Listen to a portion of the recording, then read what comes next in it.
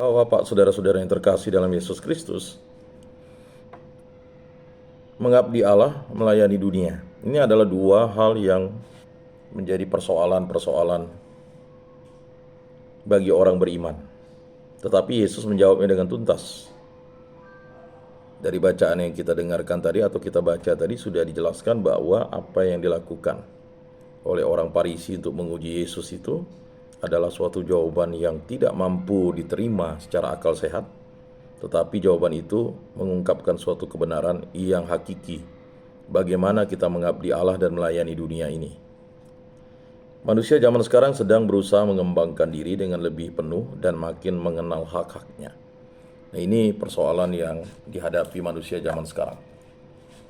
Seperti Bapak, saudara-saudara yang berada di tempat ini, di rumah retret ini, atau di binaan khusus ini. Ini kan mempunyai hak-hak manusiawi, hak asasi manusia. Hak untuk menerima kebutuhan jasmani, yaitu makan. Makannya 3 kali kan. Kalau makannya kurang kan berarti hak bapak-bapak atau hak saudara-saudara dikurangi. Makanya sering yang mengatakan kegiatan pembinaan kami cukup jam 11 Pak, nanti makanan kami tidak dapat. Saya kemarin baru ke lapas perempuan. Di sana malah mereka katakan makanannya tidak pernah kurang. Nah, ini perbedaannya mungkin ya. Kalau di penjara perempuan, ibu-ibu atau saudari-saudari itu jaga body. Nah, kalau di sini bapak-bapak atau saudara-saudaranya ya tidak jaga body mungkin ya. Nah, itu. Jadi bapak-bapak, saudara-saudara yang terkasih dalam Yesus Kristus, gereja dipercaya untuk menyiapkan misteri Allah yang merupakan tujuan akhir manusia. Maka gereja sekaligus menyingkapkan kepada manusia makna keberadaannya sendiri, dengan kata lain kebenaran yang paling mendalam tentang manusia.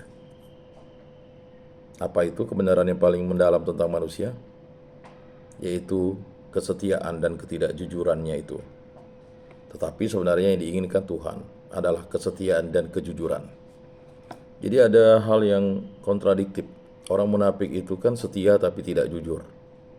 Atau Yesus katakan dia tidak jujur tapi setia, seperti bendahara. Hidup beriman tidak boleh seperti itu. Kesetiaan ya harus jujur. Jadi seperti itu. Tidak boleh hanya satu saja kesetiaan lalu tidak jujur. Nah, ini persoalan-persoalan yang dihadapi oleh diri kita. Dan itu menjadi belenggu dan akibatnya menjadi lubang dosa yang terus-menerus menggerogoti kita. Bapak-bapak, saudara-saudara yang terkasih dalam Yesus Kristus, sesungguhnya gereja menyadari bahwa hanya Allah yang diabdinya lah. Artinya hanya Tuhan Allah lah yang patut kita sembah dan kita muliakan, yang dapat memenuhi keinginan-keinginan hati manusia yang terdalam, dan tidak pernah akan mencapai kepuasan sepenuhnya dengan apa saja yang disajikan oleh dunia. Gaudium et Spes artikel 41. Hak dan kewajiban menjadi bentuk kepenuhan hidup manusia. Oleh karena itu, gereja menyuarakan agar terpenuhi keduanya secara seimbang. Setiap kita dijiwai oleh semangat Injili serta berusaha menunaikan tugas dan kewajiban dengan setia. Jadi kesetiaan. Jadi seperti dua sisi mata koin, kesetiaan dan kejujuran itu berjalan beriringan. Ya, agak aneh orang setia tapi tak jujur.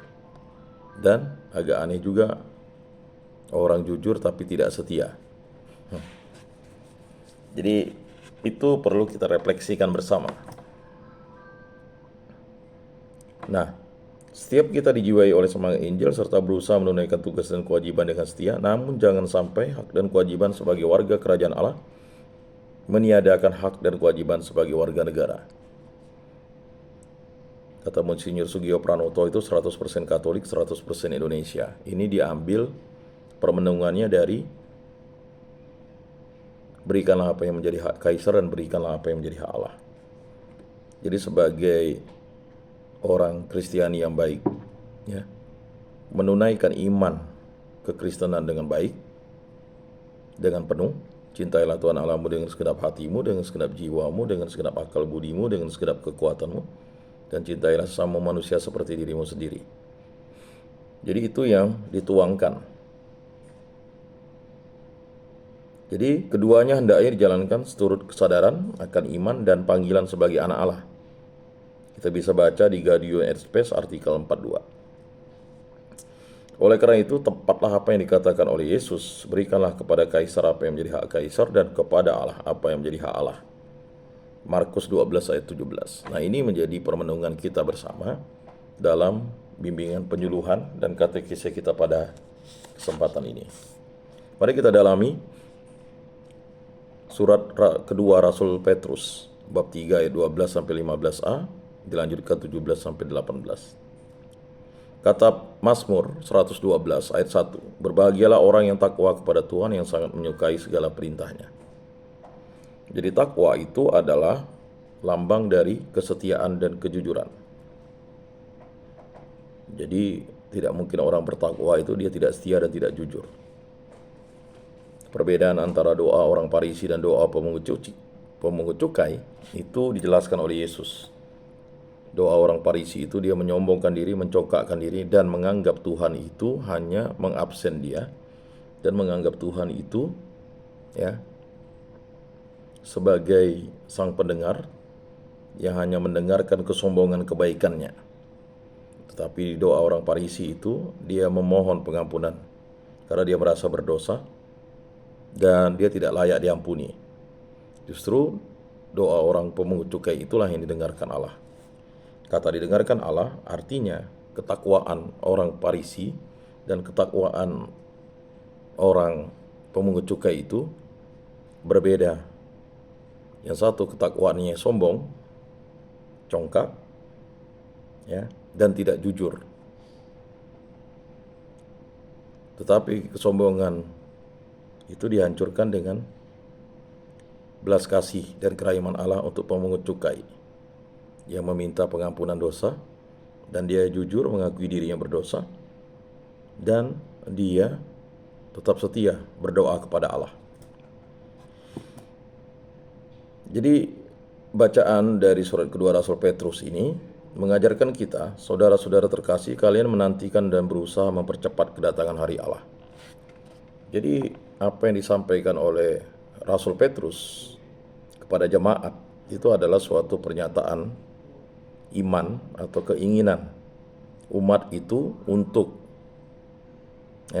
segera berjumpa dengan Allah.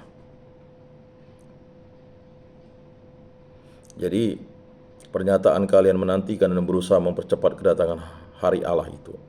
Apakah hari Allah itu? Banyak orang berpikir hari Allah itu kiamat atau apa. Hari Allah itu adalah kematian kita. Jadi ketika kita meninggal dunia, kita langsung menuju ke hadapan Allah. Tetapi apakah kita bisa masuk dalam kerajaan Allah? Nanti dulu. Harus dihakimi oleh Yesus Kristus sebagai hakim agung dan imam agung kita.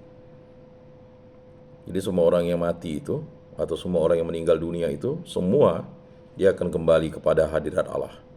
Kembali ke rumah Bapa di surga. Tetapi apakah bisa masuk ke rumah Bapa di surga? Ya.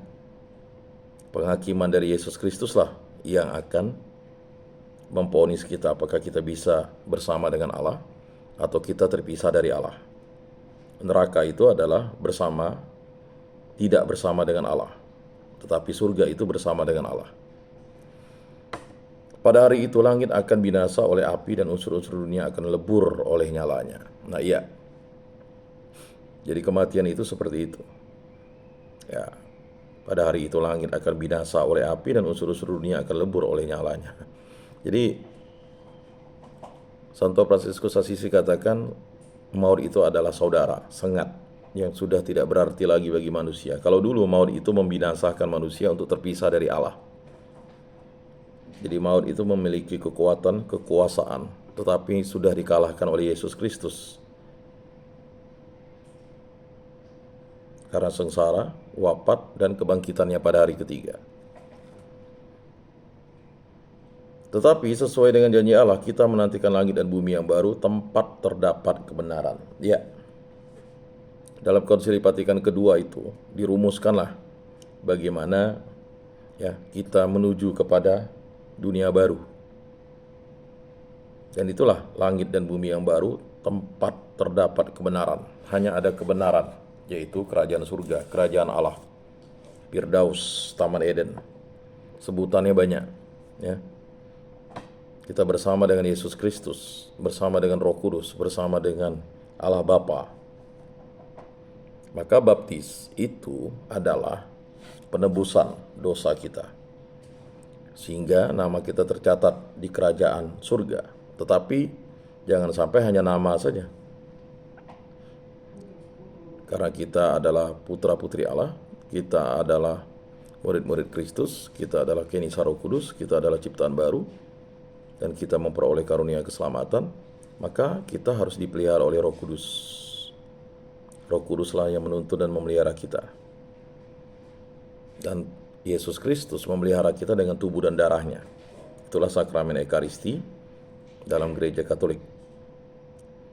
Bapak-bapak, saudara-saudara yang terkasih dalam Yesus Kristus, sebab itu saudara-saudaraku terkasih, seraya menantikan semuanya itu, haruslah kalian berusaha supaya kedapatan tak bercacat dan tak bernoda di hadapannya. Nah ini.